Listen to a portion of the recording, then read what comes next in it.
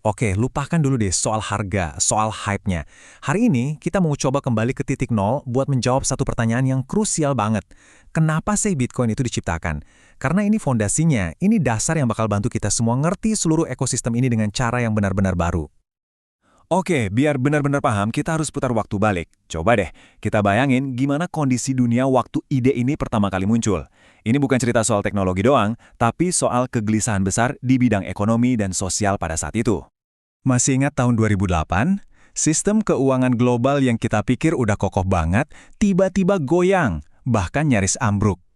Ternyata, banyak dari kita yang percaya buta sama sistem ini, nggak sadar kalau di baliknya itu ada risiko gede banget yang tersembunyi. Dan ini poin utamanya. Krisis ini bukan cuma soal duit yang hilang. Ini adalah krisis kepercayaan. Kepercayaan kita sama bank, sama lembaga-lembaga terpusat yang ternyata pegang kendali penuh atas nasib keuangan kita semua. Nah, dari krisis inilah muncul satu pertanyaan besar yang kayaknya menggantung gitu aja di udara.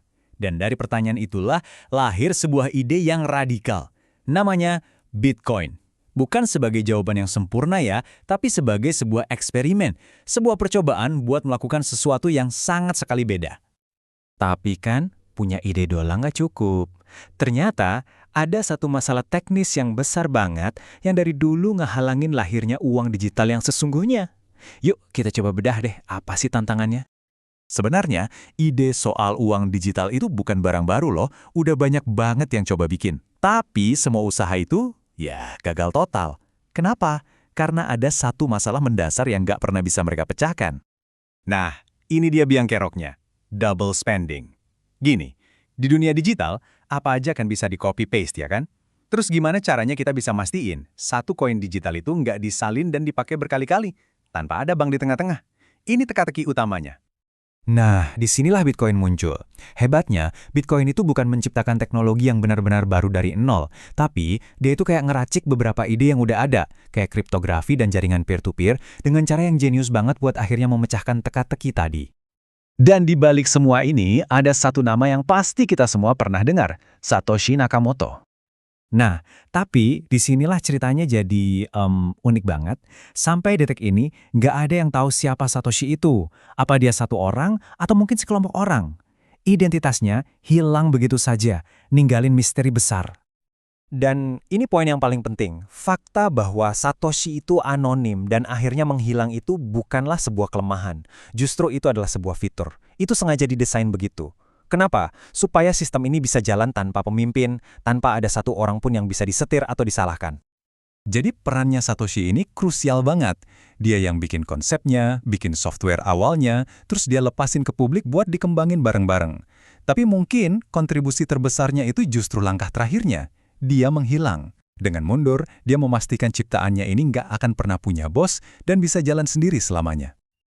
Oke, jadi apa sih yang bikin eksperimen ini beda banget sama uang yang kita pakai sehari-hari? Yuk, kita bandingin langsung. Bedanya itu fundamental banget. Gini, uang biasa itu butuh kita percaya sama bank atau pemerintah. Kalau Bitcoin, kita percayanya sama kode, sama matematika. Jumlah uang biasa bisa ditambah terus sama bank sentral, sementara suplai Bitcoin itu udah pasti dan terbatas. Transaksi bank itu sifatnya pribadi dan tertutup, sementara semua transaksi Bitcoin itu transparan, bisa dilihat semua orang. Ini benar-benar pergeseran cara berpikir yang total. Coba deh pikirin ini sebentar. Bitcoin itu berhasil menciptakan sesuatu yang dulu dianggap mustahil, kelangkaan di dunia digital. Untuk pertama kalinya ada sebuah aset digital yang nggak bisa di-copy-paste seenaknya kayak kita nyalin file. Dan kelangkaan itu dikunci di angka ini. Selamanya cuma akan ada 21 juta Bitcoin. Titik. Nggak ada satupun, nggak ada pemerintah atau bank manapun yang bisa mengubah aturan ini. Inilah yang bikin dia langka dan bisa diprediksi.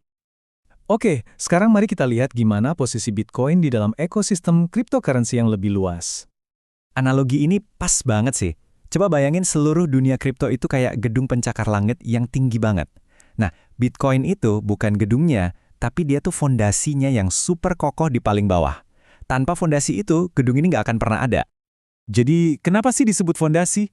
1, karena dia yang pertama dan terbukti bisa bertahan.